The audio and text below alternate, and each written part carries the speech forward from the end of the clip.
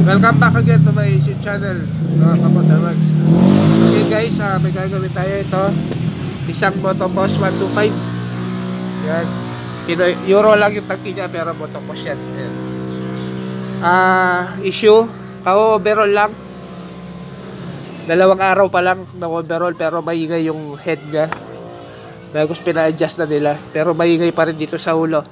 Tingnan natin kung anong issue niya. Bubuksan natin yung kanyang valve cover, mga Motorworks. Tapos paanda rin natin siya ulit.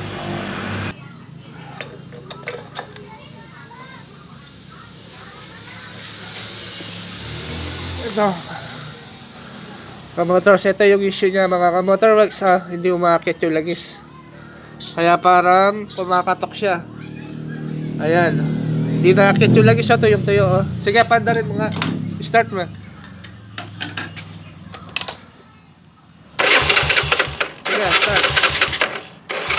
Ops. Sandali, yung high tension. Ito, sandali. Nakalimutan. Okay, sige, start. Sige. Yan, sige. Ayan, walang umakit na langis na motor. Okay. Wala. Yan, walang umakit. Yan po yung issue niya, mga kamotor. Okay, wala. Sa tagal ng andar na yun, kailangan umakit na yung langis dito. Okay, papunta dito. Kaya ganyan siyang maingay, mga Kamotorworks. Okay. Ngayon, tignan muna natin yung kanyang strainer doon sa pinagdidrain ng langis. Baka barado.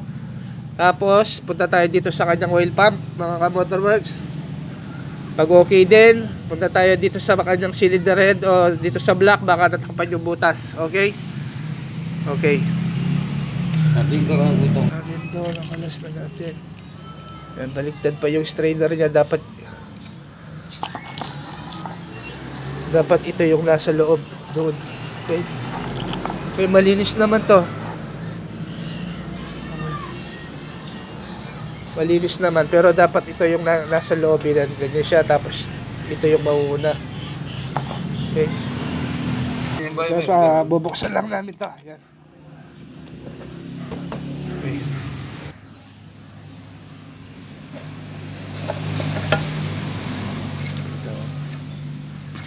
Napantornilyo yung isa niyang rotor pump.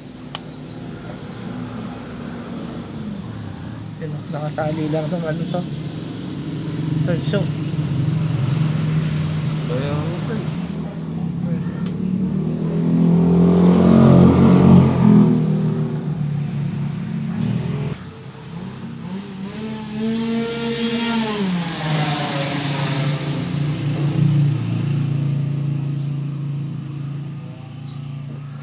Kailangan walang barado yan. Yung daanan ng langis dito, paakyat doon.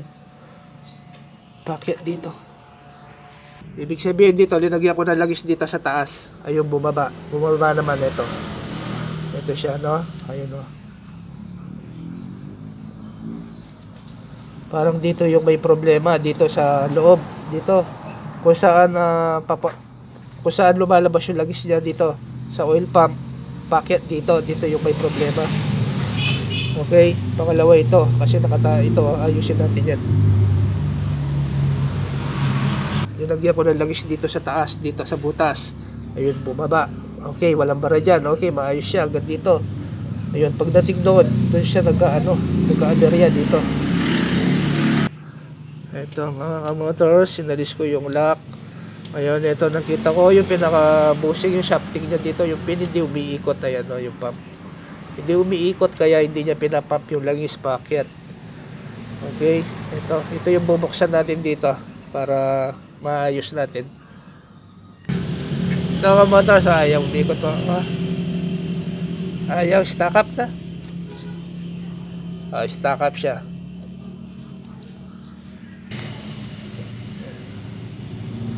Ito, nakuha ko na. Bubuksan natin dito. Ito mga motors, puro rebaba. Ayan, puro rebaba yung sa loob kaya ayaw umikot. Ayan, no. Mga rebaba, yun, no. Nakalock.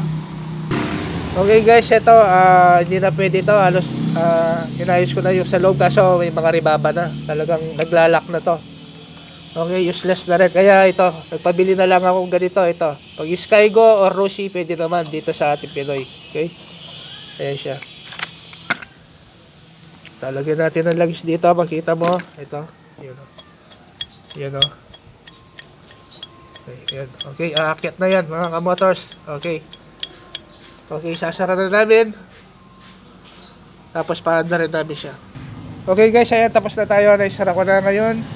Paanda rin natin siya. Sige, start na. Tignan natin kung may lalabas na langis dito. Sige, start.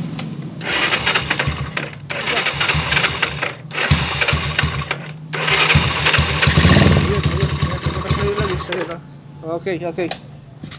Ayan na po yung langis niya. Okay, napakabilis. Okay. Sige.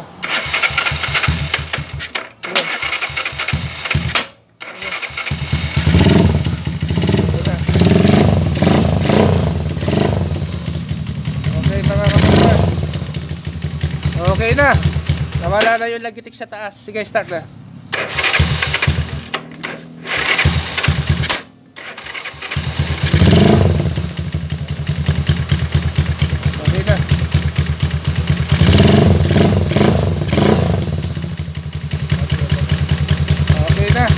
Wala na yung lagitik mga kamotors dahil yung lagi sumakit na. Okay, ayos na. Hanggang dito na lamang po. Shoutout sa inyo lahat and God bless. Ito po yung pinalitan natin, yung kanyang oil pump. Okay, hanggang dito na lamang.